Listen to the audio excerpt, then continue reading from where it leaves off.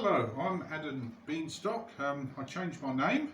Has got a new YouTube site, as Eric Morgan did. He did that sketch behind the curtains, drawn curtains down Ernest Wise, and he was named Ernest Wiseman, and he changed his name from Eric Bartholomew's.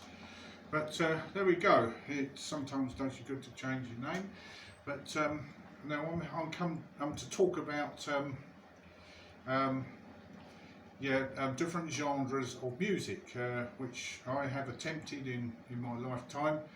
And you see, thing is with Irish music, I very much like Irish music, but it is very much emphasis on rhythm, and then seeing and feeling the rhythm through the slurs, which people find difficult doing, especially if they're classical musicians. And like myself, done training.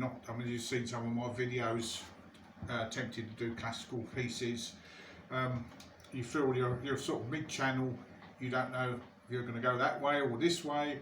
And I find music, you've got to find your niche, what you feel comfortable with, what genre you feel comfortable, what type of music, and portray your technique on your instrument. And the thing is, I've been told I've got make a quite good tone on the violin, but my technique is not up to any standard. Sort of about grade 5. I've got up to on the violin. But with Irish music, it's the emphasis is on rhythm, as I said before, and it's even more important than the actual notes, intonation, and the actual clean sound. But I was trying to make a clean sound, but it mustn't ever get in the way of the natural, because you've got to think of it as dance music. But I've struggled with it because my sense of rhythm is not good. And I think a lot of classical musicians suffer from that because they're so used to of someone else providing the beat for them, a physical music director, or using some device to keep them in time. They don't naturally feel the rhythm, because the music they play is complicated because you've got different tempi, and you got to know when it goes and things like this, and how to feel it. But with the use of this little friend here, it's called a metronome. It's a piccolo metronome, and these type of metronomes came into being about the 1826. They didn't change much when they first came out, because they were the first portable measuring device of musicians in order to keep them in time and to instruct them to keep to a beat.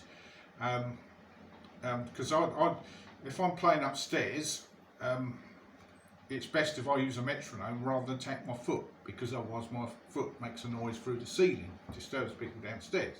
So you've got to hear it in your mind and be with it, and also, and you think, well, the metronome as we know it is you had a precursor. You had what was called a chronometer, and that was invented in 1694. And of course, all the Purcell and Bach and Handel, the Baroque and Renaissance composers, that's how they learnt their rhythm.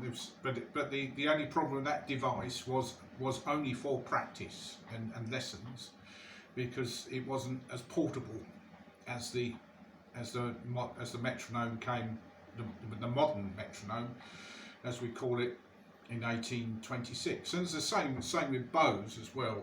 You had the Baroque type of bows where they bowed out, and there were so many different types of varieties of bow. They standardised them in about the same period, 1820s, and that is the type of bow that it's become standardised in the shape that we have today, and the length of it, and the weight, where the weight balance, everything else. So I'm going to try a couple of jigs. The first one's called Humours of Glendark. It's quite a simple jig, and then going into the pipers, King of the Pipers. But as we go along with it, we've got the metronome beat 116.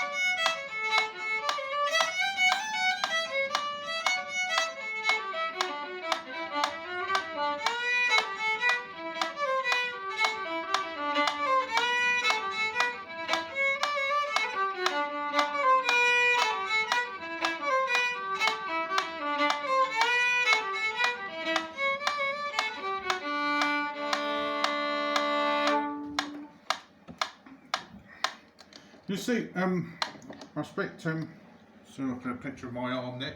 I expect you noticed there was quite a few mistakes going on here. But